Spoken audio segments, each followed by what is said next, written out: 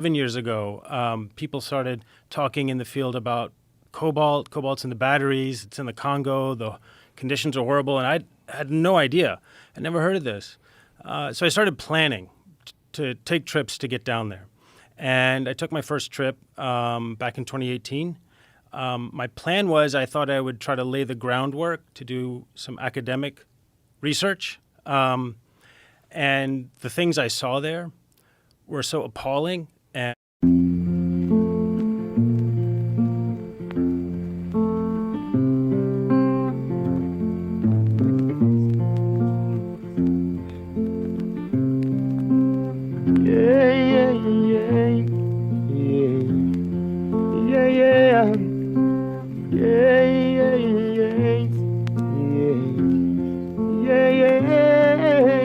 heart-wrenching and urgent that I changed my approach. I thought people need to know about this. I need to write a book.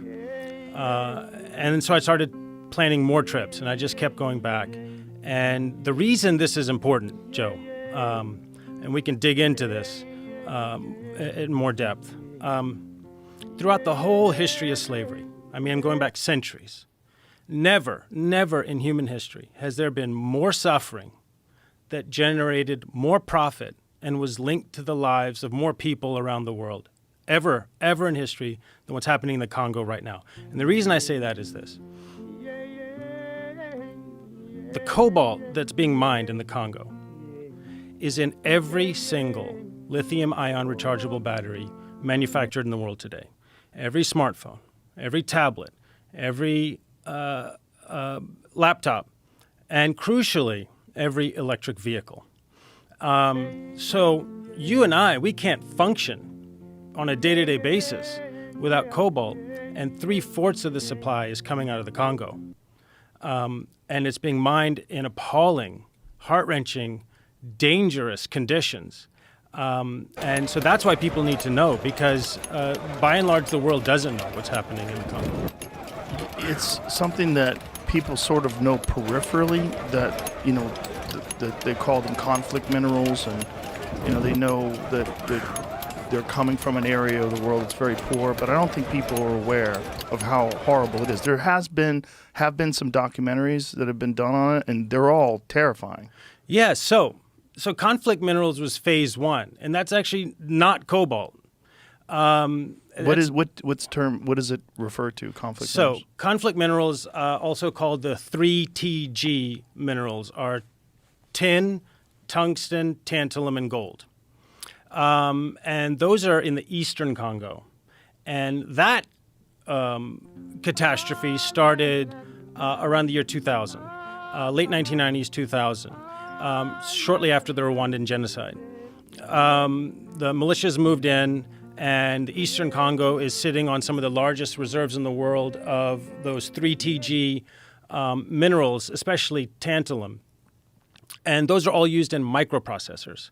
And you can think back to, around the year 2000, mobile phones first started coming out and gaining traction. I still remember my little StarTAC flip phone that I had from Motorola. You remember that? Sure. And all that supply was coming out of eastern Congo. Militias and warlords were forcing the local population.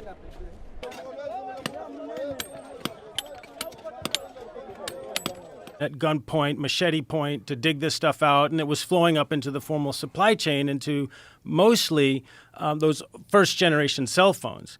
And that became known as conflict minerals. Cobalt started later. Cobalt really took off about 10, 12 years ago.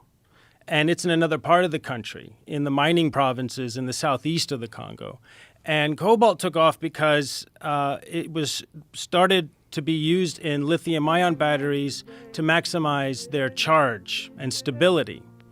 And it just so happens that the Congo, just as it was sitting on more than half the world's reserves of coltan and, of course, a lot of gold and diamonds and other things, is sitting on more cobalt than the rest of the planet combined.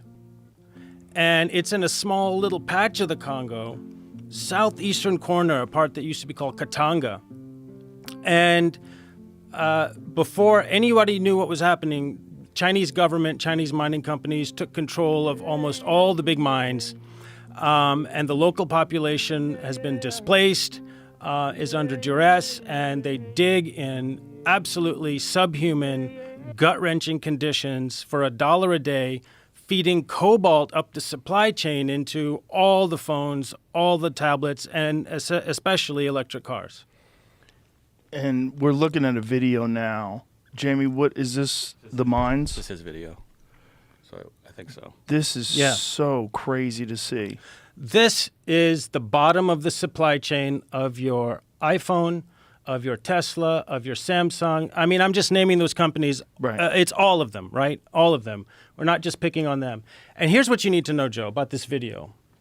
I was the first outsider to get into this mine. And that's why it's just a really short video that I was able to take.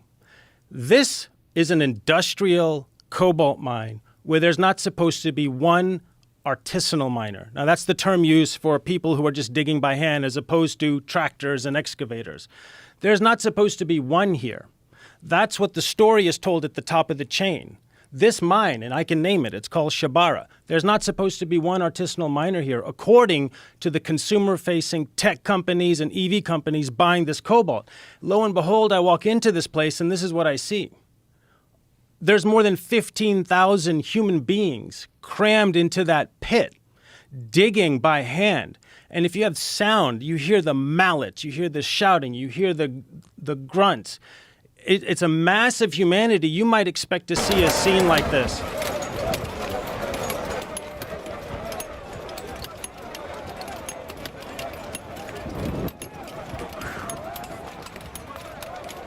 So there's a term that gets used, clean cobalt. There's no clean cobalt. It's not real. No. It's all marketing. It's all PR. It's a fiction. Just like that place, there's not supposed to be any artisanal mining there.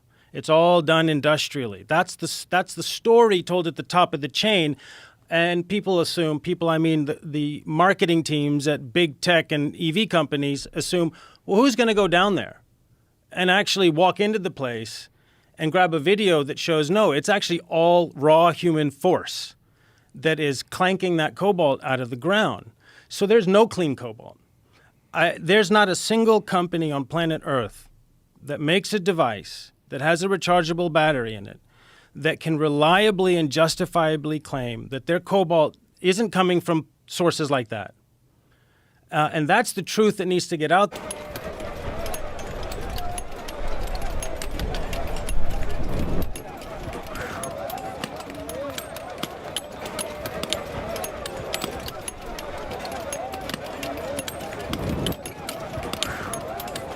That's the truth people need to understand, because this is a story that goes back generations. There's these fictions told at the top of the chain about what conditions are like at the bottom, and truth seekers have to go find that truth and enlighten civilization so that people get agitated about it and want to do something about it. So there's no clean cobalt. Let's just make that totally abundantly clear.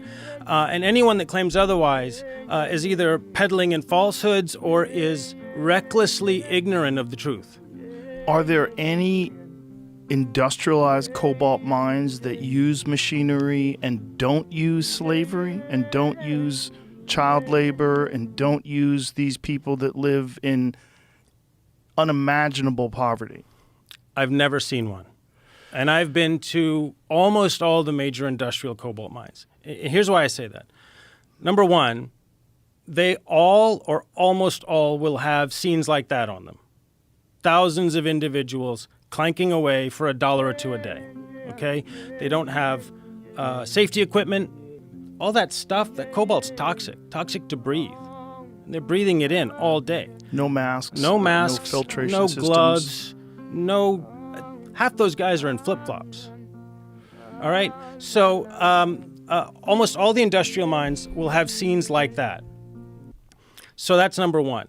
They'll say there are no artisanal miners there, no children there. And if you zoom in, you'll see that amongst that sea of humanity, there are